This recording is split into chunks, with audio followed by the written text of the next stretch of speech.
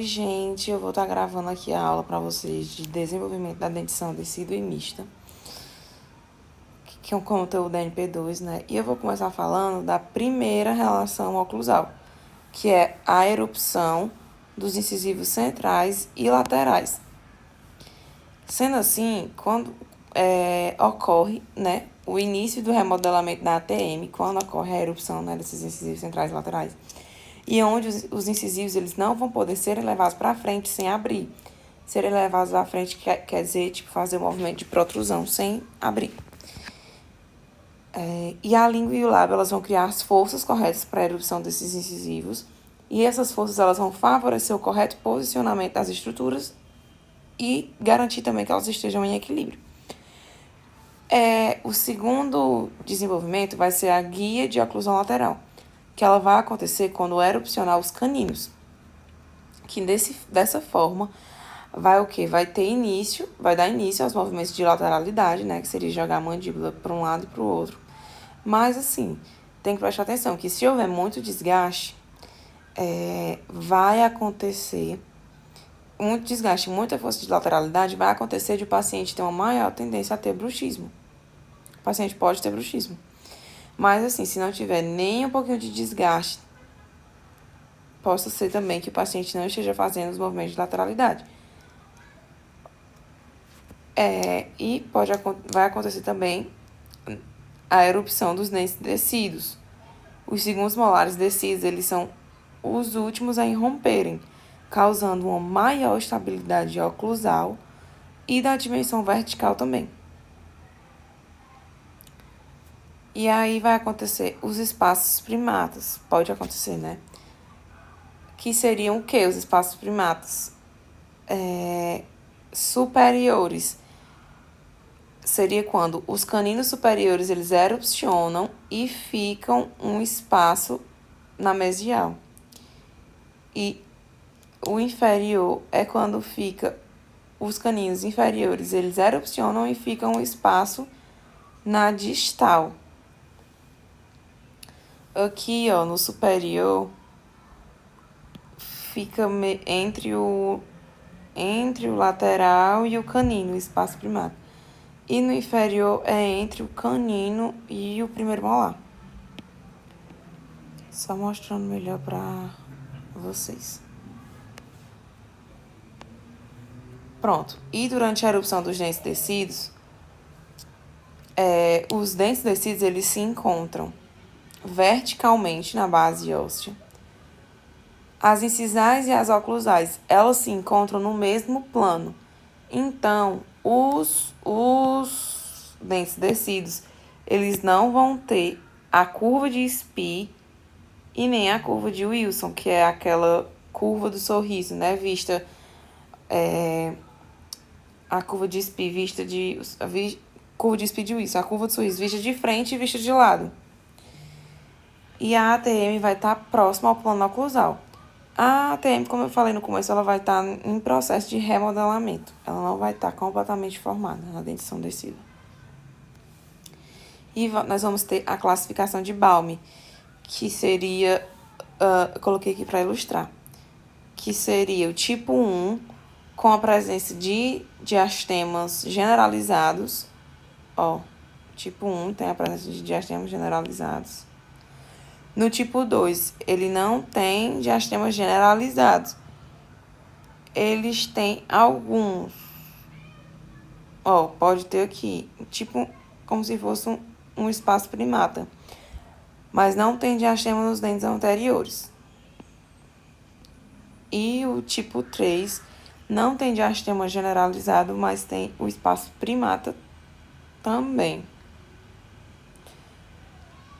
Assim, por exemplo, a arcada superior tá ok, mas na inferior tem os diastemas, ou o tipo 3 seria mais ou menos isso. Uma arcada com diastema e outra não. Não é generalizado como o tipo 1, né, que são as duas arcadas com diastemas. Essas são as classificações do arco de Balme. E nós vamos ter os planos terminais também, que nós podemos ter os planos terminais retos que seriam essa primeira imagem, os planos terminais retos, que vai ser o quê? Os segundos molares descidos, né, a face distal deles vão estar no mesmo plano. Elas vão estar ocluindo, ok. E o plano terminal que tem o degrau mesial vai ser o quê? A face distal do segundo molar inferior, ela não vai estar no mesmo plano que o superior e o inferior, eles não vão estar no mesmo plano. E o inferior, ela vai estar mais para mesial, ela vai estar como se fosse mais mesializado. Aqui nessa imagem dá para ilustrar bem, ó, como seria se fosse uma classe 3. O paciente tem a mandíbula mais para frente. E o degrau distal, eles não vão estar também na mesma oclusão. Eles não vão estar no mesmo plano vertical, não vão estar ocluindo igual. E o segundo molar inferior, ele se encontra mais para distal, ou seja, no degrau mesial, ou no degrau distal, o paciente ele é mais classe 2. É um perfil mais convexo. E aqui é um perfil mais côncavo. No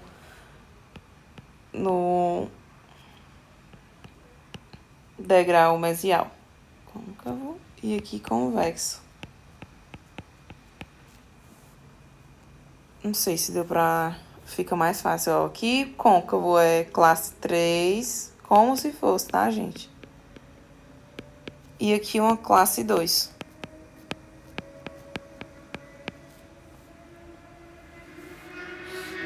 Fica mais fácil para lembrar.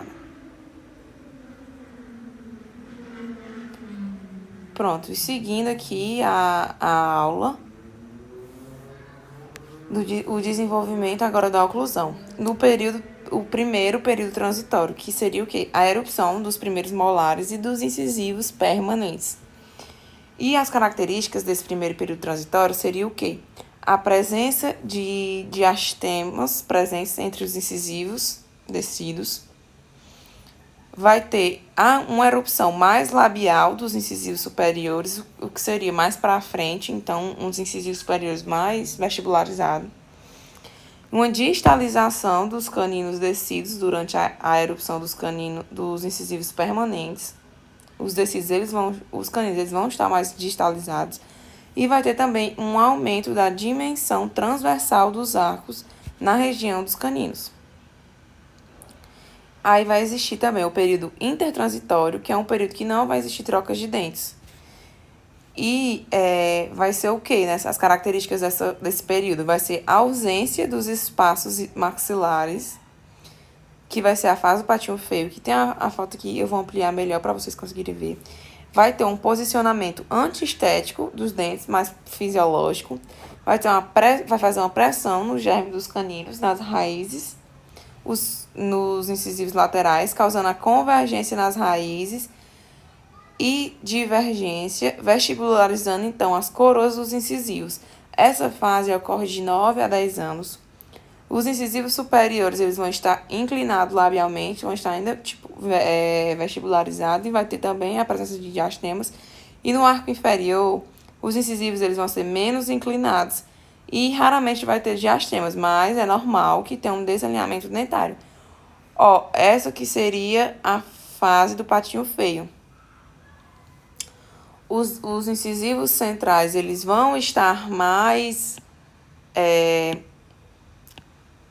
inclinados, vão estar mais vestibularizados e com a presença do diastemas. E aqui é o que ele fala no germe do canino fazer a pressão do lateral, ó, causando um desalinhamento. Eu acho que aqui nessa imagem dá pra ver bem. Aqui é o germe do canino fazendo uma certa pressão aqui no lateral. Mas logo em seguida, ó, por volta dos 14 anos, já vai estar tudo em harmonia, né? Tudo como deve ser. É um processo fisiológico. E vamos ter o segundo período transitório, que é o quê? Que vai ser quando vai acontecer a erupção dos caninos pré-molares e segundos molares. Que essa característica é o quê? Vai acontecer entre os 10 e 12 anos. A sequência favorável da erupção dos dentes na mandíbula são: primeiro erupcionam os caninos, depois os primeiros molares, em seguida os segundos molares. Na maxila é o contrário. Primeiro erupciona o primeiro molar inferior, da maxila superior. Depois vem o segundo molar e, por último, o canino. E outra característica é que vão existir alguns espaços na região posterior, servindo justamente para alinhar, né, os caninos e os pré-molares, que a gente chama de espaço livre de Nance. E os posteriores, né, a erupção correta seria na mandíbula. Opa, gente, me confundi. Esses espaços, né, o espaço livre de Nance, o ideal seria que na mandíbula seja de 3,5 milímetros e na maxila seja de 1,8 milímetros. O segundo molar, ele erupciona mais ou menos com 12 anos. E depois que erupciona o segundo molar, que vai erupcionar o canino. Aí, por que isso acontece? Porque para o primeiro e o segundo pré-molar não mesializar o primeiro molar e impactar ou então tirar os espaços do canino primeiro e segundo pré-molar. É justamente por isso que ocorre dessa maneira, primeira erupção do segundo molar e em seguida o canino. E justamente por isso que também, durante esse período, forma esse espaço livre de Nance. Justamente para não mesializar os pré-molares e o primeiro molar e para também não tirar o espaço dos caninos. Gente, foi isso. Obrigada. Se vocês tiverem ficado com alguma dúvida, pode me mandar mensagem, que eu estou aqui para tirar essas dúvidas de vocês. Boa sorte.